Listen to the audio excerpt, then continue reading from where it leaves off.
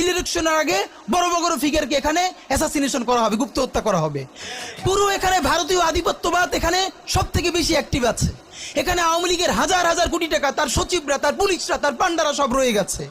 আর্মির মধ্যে একটা বড় অংশ রয়ে গেছে, কোনো সংস্কার করা হয় নাই। তারা বারবার স্যাবোটেজ করবার চেষ্টা করছে, এই রাষ্ট্রকে, এই সরকারকে ফেল করানোর চেষ্টা করছে। তো আপনি মুক্তিযুদ্ধের পরে যে ৩-৪ বছর এই রকম রাহাজানি হয়েছে, সেটাকে যদি অটকুন দিতে পারেন যে নতুন রাষ্ট্র গঠনের আগে এই ঝামেলাটা হয়, তাহলে এই যে নতুন বাংলাদেশের স্বপ্নের মধ্যে এইগুলোকে আপনি বড় করে মপ করে ফ্রেমিং করেন, আপনি এই জবান যে আপনার না, এই জবান যে দিল্লির জবান, ভারতীয় আধিপত্যবাদের জবান, সেইটা বুঝতে আমাদের পিএইচডি করা লাগে না। সুতরাং জুলাই সনদের সাথে নির্বাচনের ক্ষেত্রে শুধু আমাদের 2 মিনিট কথা। নির্বাচন হতে হবে। আমি একটু ভদ্রতার সাথে এবং শ্রদ্ধার সাথে বিনয় আমি জানাচ্ছি যে ভাইরা যেটা বলেছেন সকল দল মিলে আগামী 20 বছর নির্বাচন না হোক, না, এটা আমরা চাই না। আমরা নির্বাচন চাই। মানুষ গত 16 বছরে ভোট দিতে পারে নাই। মানুষ আনন্দ নিয়া শীতের সকালে বাচ্চা কাচ্চাকে কুয়াশার মধ্যে লাইন দিয়ে দাঁড়ায় থাকবে, ভোট দিবে। আমরা সেই বাংলাদেশ দেখতে চাই। আমরা নির্বাচন চাই, নির্বাচন হতেই হবে।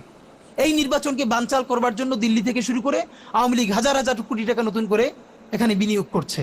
নির্বাচন লাগবে। তবে আমাদের প্রশ্ন হলো, সেই নির্বাচনের ম্যান্ডেট হবে কি? এখানেই আমাদের কথা। কোন ধরনের আপোষ ছাড়াই নতুন নির্বাচন হইতে হবে জুলাই সনদের ভিত্তিতে।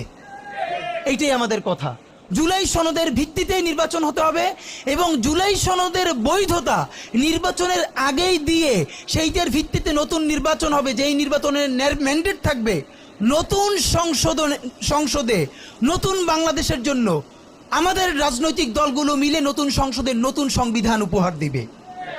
যেই সংবিধান 72-এর বাকশালী সংবিধান, ফ্যাসিবাদী সংবিধান, যেই সংবিধানের কোনো ম্যান্ডেট ছিল না বাংলাদেশ রাষ্ট্রের সংবিধান করবার, কারণ তারা পাকিস্তান রাষ্ট্রের মধ্যে শপথ নিয়ে পাকিস্তান রাষ্ট্রের জন্য সংবিধান প্রণয়নের কথা বলেছিলেন, কিন্তু বাংলাদেশ রাষ্ট্রের কোনো ম্যান্ডেট তাদের কাছে ছিল না।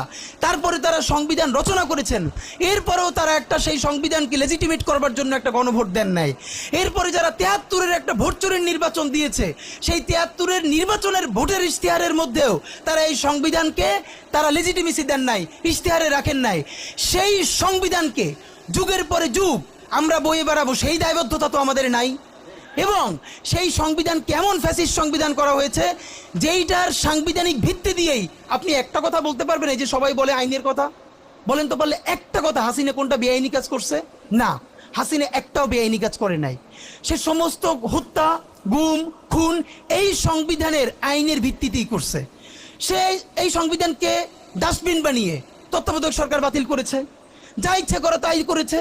এবার তো সে তো বেআইনি কিছু করে নাই, কথা তো সত্য। আমার বিএনপির ভাইদের প্রতি শুধু একটা আফসোস লাগে, কারো কারো দেখি 72-এর সংবিধানের প্রতি তাদের কি গভীর প্রেম।